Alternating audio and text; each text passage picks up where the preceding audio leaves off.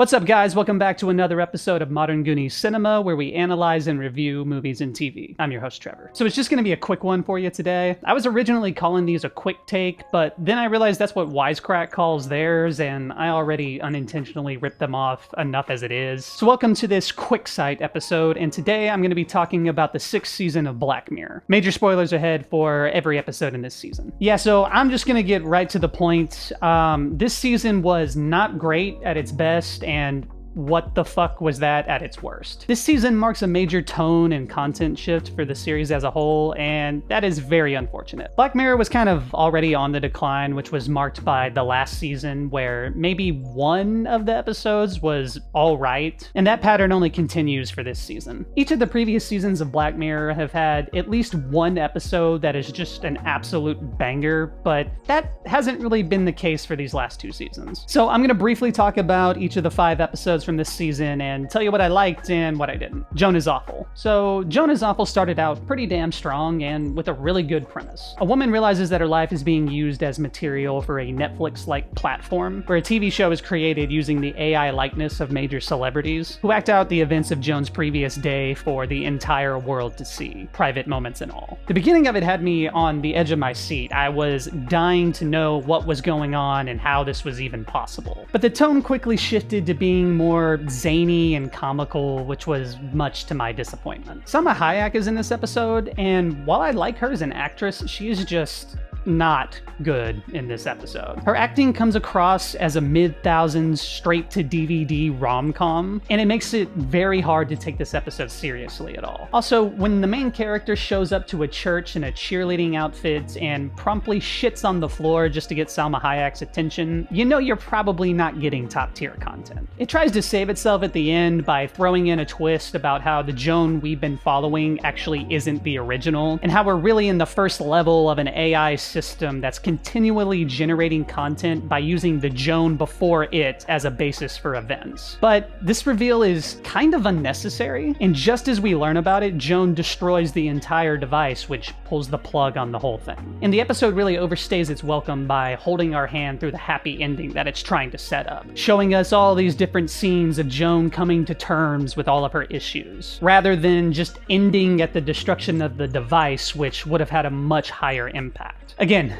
kill your darlings, people. This episode was a roller coaster for me. I started off loving it, but then once the hammy acting and lame reveals were introduced, I then ended up feeling like this might be one of the worst episodes that Black Mirror has put out. They dropped the ball on this one, for sure, as the base premise for it all really holds a lot of potential, as AI is becoming an ever-increasing presence in our lives, and our data is always being bought and sold by these massive companies for their own personal and unknown use. Lock Henry. This episode revolves around a young couple that's trying to make a documentary about a serial killer that once plagued the hometown of one of the protagonists. As the two investigate, they stir up a lot of tension in the town, and the big reveal is that the parents of the guy working on the documentary were actually heavily involved with the string of murders that occurred there. You know, then some other stuff happens, the girlfriend dies accidentally, and then the documentary goes on to be like this massive success, and it generates a lot of tourism to the town, and that's kind of where it ends. This episode certainly isn't bad, but it's not so much Black Mirror as it really is a social commentary on true crime. How it's been sensationalized and just used as content with little regard to the actual victims of horrific events. They make a lot of poignant statements, particularly how these documentaries dig up traumatic memories for people and force them to relive them over and over again, and even generate tourism for people who have a morbid interest, making these heinous crimes completely inescapable from those who were affected, who want nothing more than to just move on from it all. As far as social commentary goes, I think this episode has a great leg to stand on, and it really makes its point in a successful way. But as far as a Black Mirror episode, it's still really missing the technology angle, which leaves it feeling pretty out of place. Sure, you can make the argument that making a documentary and streaming it is the tech angle, but I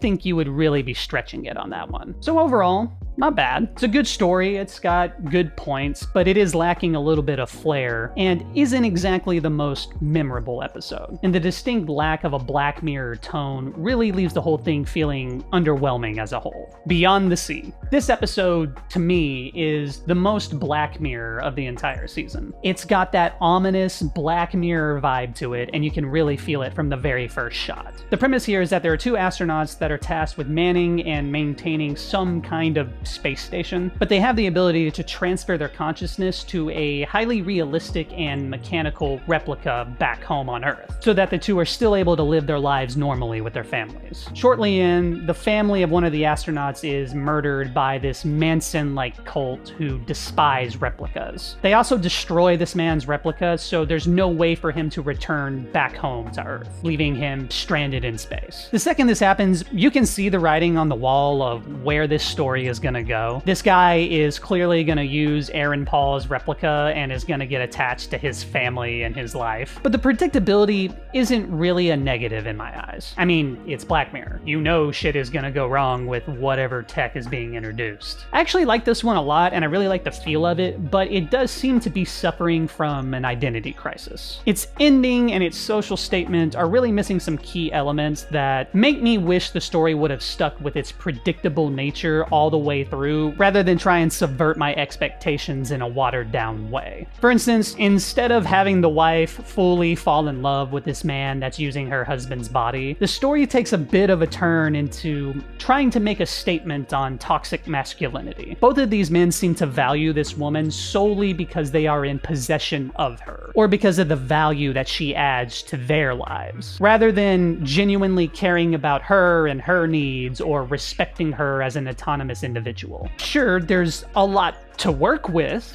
that kind of plot point, but they don't really have enough time to develop this to the point that it needs to be at in order to have the impact that it's going for. It spends so much time setting up a predictable story that by the time it wants to make a commentary on toxic masculinity, the episode is almost over. Essentially, she rejects the other man, he gets mad, so he steals Aaron Paul's body and then kills his entire family, which is just not a believable outcome to me. I mean, this is a guy who he watched his entire family be killed, and then now he's kind of getting attached to this woman and her family, and then he just suddenly decides, well, if I can't be with you anymore, I'm just gonna kill you all. I just don't buy that. It actually seems to me that this whole episode tries to defy expectations to the point that it doesn't really say anything at all. It had so many opportunities to explore loneliness in a way that could have been very profound. This woman is on Earth with her husband, but she might as well be the other man stranded in space from how lonely she feels, from how emotionally distant her husband is. That's a great foundation. But it kind of wastes all of that potential by suddenly wanting to make a statement on toxic masculinity and going for a shock value ending rather than making a poignant statement on the themes it had already established. Still, it's not a bad episode. It is still a very good watch, but it's a little undercooked for my liking. Maisie Day. Holy fucking shit. What do I even say about this one? Terrible. Just absolutely terrible. It's a commentary on the paparazzi in the year 2006, and then suddenly the celebrity that they've been trying to exploit this entire time turns into an actual fucking werewolf.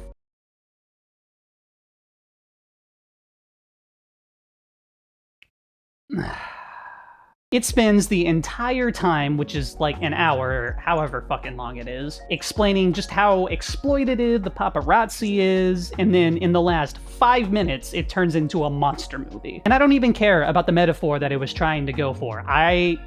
It's just so unpredictably out of left field that it's fucking terrible. And it's not that Black Mirror hasn't dealt with the supernatural in one way or another in the past, but it's balanced it in a way where the primary tech angle is still the focus, and how we create our own hell from the flawed aspects of humanity that we impose on this neutral tech. But all that's been thrown right out the fucking window with this episode. It completely breaks the Black Mirror formula in almost every way, and in the worst way possible. I mean, just hell, man. I don't even, there's nothing else to say. It sucks. Don't watch it. Moving on. Demon 79. All right, so this might be a hot take, but I actually really like this one. This episode continues with the trend of the supernatural, but in a much, much better way. It actually calls itself Red Mirror at the very beginning of it, so it seems to be pretty aware that it's breaking the Black Mirror formula, and it wants you to know that this is going to be something different. But at least it's honest and upfront with you about this fact, rather than stringing you along for an hour and then violently fucking you like the previous episode did.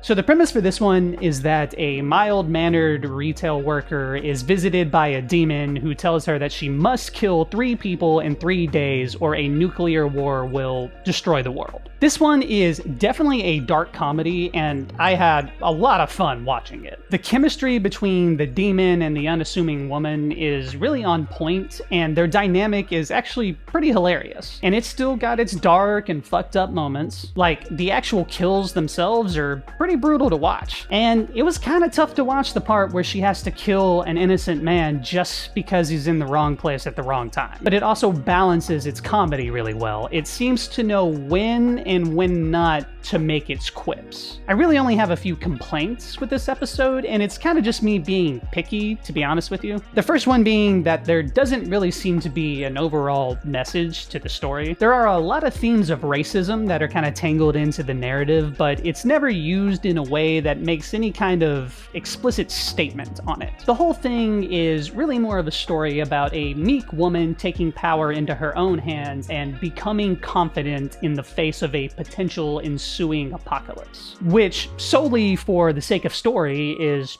totally fine. There's absolutely nothing wrong with having a story and having fun just for story and fun's sake. It's just that Black Mirror is typically known, even with its happy ending, on the social commentary that it provides. My other complaint, and this one is solely a creative difference, is the missed opportunity with the ending point. In the moments that Nita is in the interrogation room with the police, she babbles on about everything that's happened to her, including all of the details with the demon, and she sounds totally fucking insane. And even though you're kind of questioning it throughout, this is where you're really like, okay, is she crazy or not? And then she turns to the clock and it's ticking down and she's just sitting there waiting in anticipation for this apocalypse. For maximum impact, the episode should have ended right there, leaving us without any answer to her sanity at all. I feel like it would have been such a great move, and it would have really generated a lot of conversation about her sanity and the message of the entire episode. But instead, it shows us that the world does in fact end, with both Nita and the demon embracing their ends with this total badass confidence, which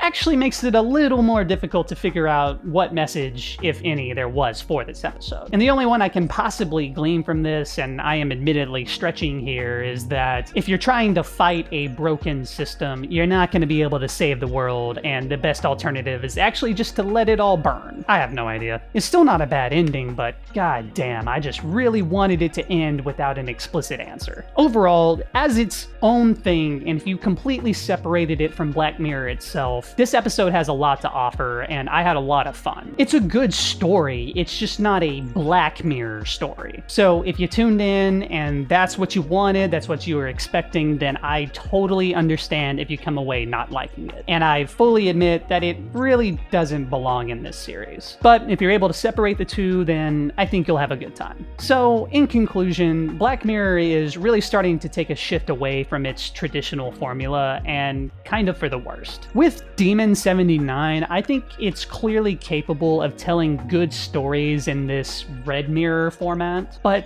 that's not why we tune into the show. We tune in to see how us as humans can pervert tech and ruin our lives because of it. Occasionally, a happy ending can be achieved, but the audience is really expecting tech, fucked up events and implications, and a shocking twist. So when you suddenly decide to cut away from the expected formula, you're naturally gonna lose a lot of your audience. I'm personally really disappointed with the way that this season went, and I feel like we really could have gotten a lot better. After all, there really is no shortage of ways that tech affects our lives, so there isn't a need to suddenly switch things up. That being said, I wouldn't mind more Red Mirror-like stories, just as long as they remain something separate from Black Mirror. Let Black Mirror be Black Mirror, and let the Twilight Zone be the Twilight Zone. And let's just end the conversation there. Anyways, I want to thank you guys so much for tuning in to another Quicksight episode on Modern Goonies cinema. Keep your eyes out for the next video, which is actually going to be an American Psycho comparison, and I'll see you then. Peace out.